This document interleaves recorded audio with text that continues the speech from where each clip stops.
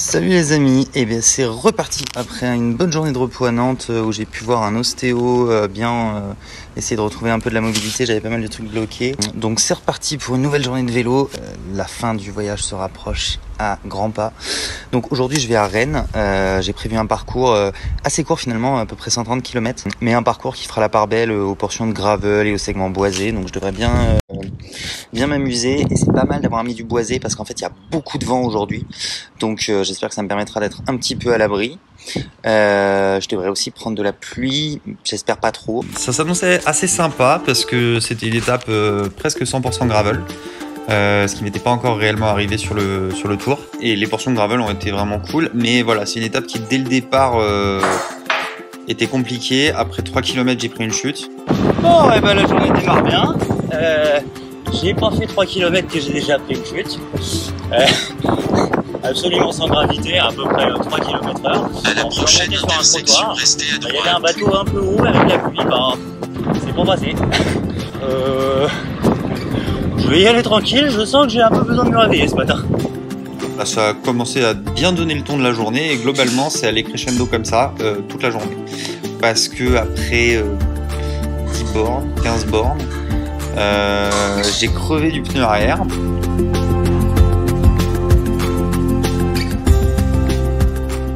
Allez, chômage technique, c'est parti, j'attends que le tubeless fasse effet. Le principe du montage tubeless, pour ceux qui ne connaîtraient pas, c'est que j'ai pas de chambre à air dans mes pneus. À la place, j'ai de l'air pour commencer, et ensuite un liquide, du latex liquide. Ce latex liquide, quand il y a une crevaison, il va s'infiltrer dans la crevaison et il va se solidifier au contact de l'air extérieur. Ça va réparer le pneu tout seul, comme un grand. Ça ressemble à ça, là c'est ce petit liquide bleu que vous pouvez voir. Et la fissure, elle était à peu près là. Donc c'est hyper efficace pour les micro-crevaisons. Là, j'ai l'impression que c'est quand même une fissure un petit peu plus importante, donc j'espère que ça va faire effet. Sinon, j'ai, dans le pire des cas, j'ai des mèches en caoutchouc que je pourrais mettre un peu comme sur une moto. Bon, à savoir que dans le pire des cas, il y a plein d'autres solutions pour réparer un pneu tubeless. La première des solutions, et ça, j'ai en soi le matériel, mais j'ai juste la flemme de démonter les pneus et tout. La première des solutions, c'est de mettre une chambre à air dedans, parce que oui, en fait, dans un pneu tubeless, on peut mettre un tube. Et ouais, c'est un peu bizarre, mais ça marche. Ça marche, et si on a peu de route à faire, ça reste la meilleure solution. On peut aussi tenter de foutre sur un bout de pneu, découpé à l'intérieur de l'autre pneu, de le coller, etc. Bon, pareil, un peu la flemme. Mes pneus ont pas mal morflé, surtout le pneu arrière, donc c'est là qu'il y a la crevaison, ça m'étonne pas tellement. Depuis le début du tour, ils sont bien lissés, ils étaient beaucoup plus marqués au début. Donc voilà, j'avais bon espoir de pouvoir terminer le tour avec une seule paire de pneus, mais peut-être qu'il faudra que j'échange à Rennes. Je pense que en fait, mes pneus se sont auto-réparés des dizaines de fois déjà pendant ce Tour de France grâce au montage tubeless, donc moi je suis vraiment adepte du truc et je le défends. Mais là pour le coup la fissure était trop importante. Bon j'ai tenté de regonfler et ça pisse de l'air dans tous les sens. J'ai effectivement une bonne fissure. Je sais pas si vous pouvez la voir, juste là. Voilà. Alors il y a un peu de liquide là, mais ouais. Bref, ça fonctionne pas. Ça fonctionne pas, le trou est trop gros, donc je vais être obligé de sortir les mèches. Les galères continuent. C'est vrai que ça m'était complètement sorti de la tête, mais en fait mon kit de réparation tubeless est resté à Toulouse. Et oui, pour ceux qui avaient suivi avec les galères de logistique, de matériel qui n'avaient pas pu m'être amené finalement entre temps, après la traversée des Pyrénées, enfin bref. Je suis crevé et je peux pas réparer. Donc je vais tenter de mettre un peu d'air à très faible pression, essayer que ça passe. J'ai trouvé un magasin Specialized à 2 km de là où je suis, donc je vais voir si je peux rouler, sinon je vais pousser. Et puis on va avoir une paire de pneus toute neuve, et ce sera bien.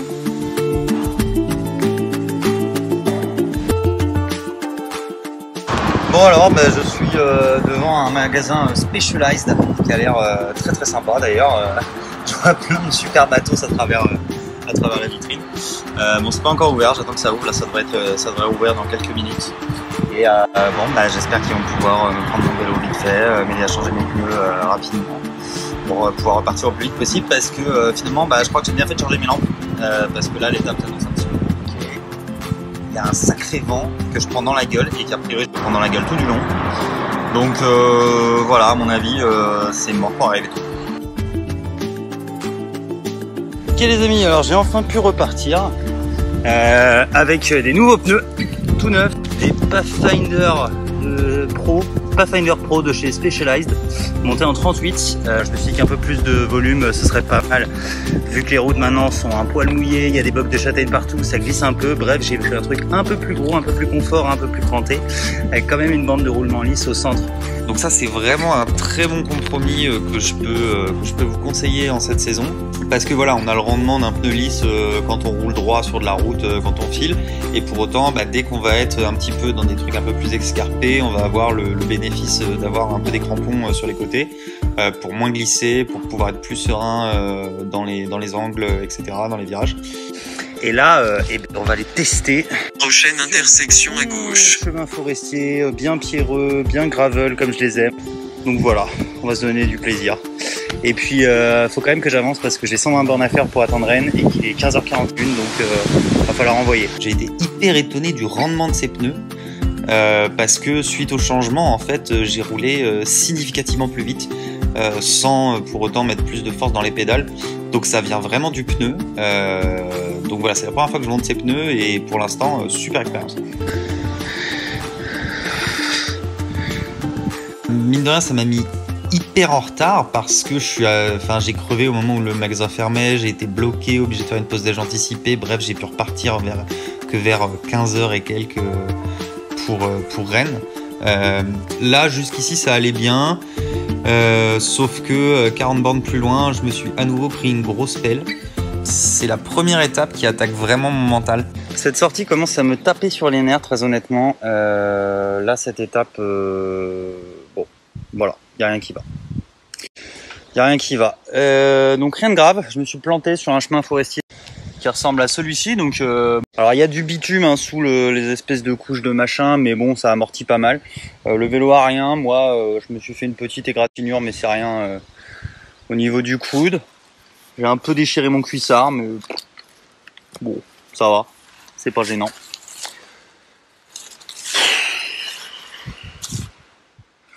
C'est pas gênant, mais là, le mental, il y est plus trop là, aujourd'hui. Il me reste 84 bornes à faire. Voilà, ils annoncent une tempête en Bretagne. Même si cette chute, c'est rien du tout, c'est vraiment rien, c'est pas grave du tout. Elle me fait quand même bien réfléchir parce que la raison pour laquelle j'ai chuté, c'est que j'utilise pas d'ordinateur vélo. J'ai mon téléphone monté sur un support quadlock. Et donc là, ce qui s'est passé, c'est que j'ai pris une notif que j'ai regardée, qui m'a fait quitter les yeux de la route. Quand je les ai remis dessus, bah en fait, j'allais dans l'accotement, dans le bas-côté. Donc j'ai tenté de récupérer la direction, mais j'ai pas réussi. Résultat, j'ai bien chuté, j'ai enroulé. Je suis parti en soleil par-dessus le vélo, mais j'ai bien enroulé ma chute. Donc premièrement, je vais passer mon téléphone en mode avion ou ne pas déranger, en tout cas couper mes notifs. Et deuxièmement, ouais, je pense que je vais investir dans un compteur vélo parce que j'ai besoin d'un GPS, j'ai besoin d'avoir la carte, mais j'ai pas besoin d'avoir toutes ces distractions, quoi. C'est pas la première fois que ça m'arrive et que je me fais peur à cause de ça. Voilà, comme quoi, mon petit retour d'expérience, hein, à vélo comme en voiture, comme à moto, faut regarder la route, pas son téléphone. Bon, et puis je viens de voir que j'avais raflé ma fourche. Voilà. J'ai le seum. Ensuite, j'ai bien roulé. J'avais bon espoir de pouvoir passer à travers les perturbations. Et en fait, non. La météo m'a rattrapé. Et la météo, là, c'était pas des petites pluies hier. C'était tempête. Voilà, clairement. Ils annonçaient une grosse tempête. J'avais pas tellement suivi, mais j'ai vu ce matin 250 000 foyers privés d'électricité en Bretagne, en Normandie, des rafales de vent qui avaient été enregistrées à 175 km/h. Enfin bref. Donc moi, j'étais pas du tout dans le cœur de ce truc-là. Mais pour autant, c'était un peu compliqué. Je me suis retrouvé vers 19h30, un truc comme ça, à être obligé de trouver un abri sous un arbre, sous un gros arbre et tout, parce que ça s'est fortement dégradé, mais très très très vite.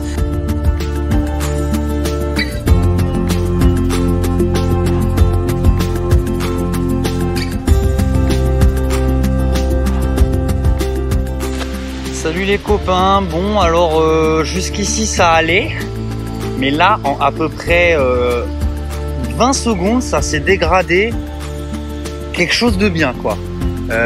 Il faisait jour, maintenant il fait nuit. Il y avait un peu de vent mais pas énorme. Là maintenant c'est tempête. Il y a des vagues sur la Vilaine. Faut quand même le faire. C'est genre une toute petite rivière. Là il y a des vagues. Et il pleut de ouf, donc je me suis abrité sous un arbre.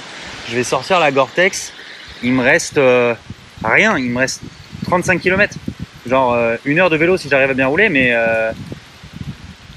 là, on va regarder ce que dit Rain Today. Et à partir de là, jusqu'à la fin de l'étape, alors qu'il me restait plus grand chose, il me restait 35 km, mais j'ai mis 2 heures un peu plus pour les faire. C'était très compliqué de rouler, il y avait énormément de vent, la route était défoncée, toute mouillée, toute sablonneuse, les pneus galéraient un petit peu, enfin bref, j'avançais pas et surtout j'étais trempé jusqu'à l'os quoi. Donc une fin d'étape un peu compliquée. En plus voilà, j'arrivais plus à déverrouiller mon téléphone à cause de la flotte parce qu'il avait pris un peu l'eau. Donc je savais même pas combien de kilomètres il me restait, c'était assez dur psychologiquement parce que j'avançais sur un chemin de halage qui n'en finissait pas quoi.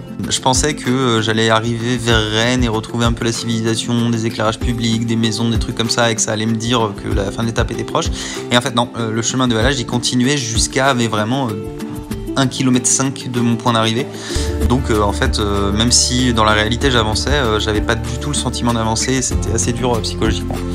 De la pluie, des chutes en série, voilà une étape un peu relou, peut-être celle de trop, je sais pas.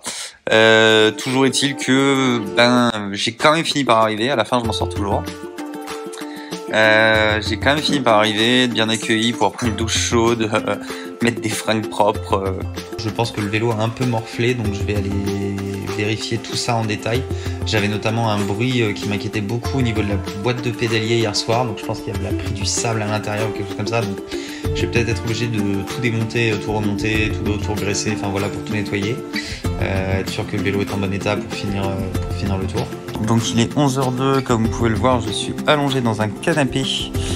Et donc ça veut dire qu'il n'y aura pas de vélo aujourd'hui finalement. Et concrètement, c'est tempête.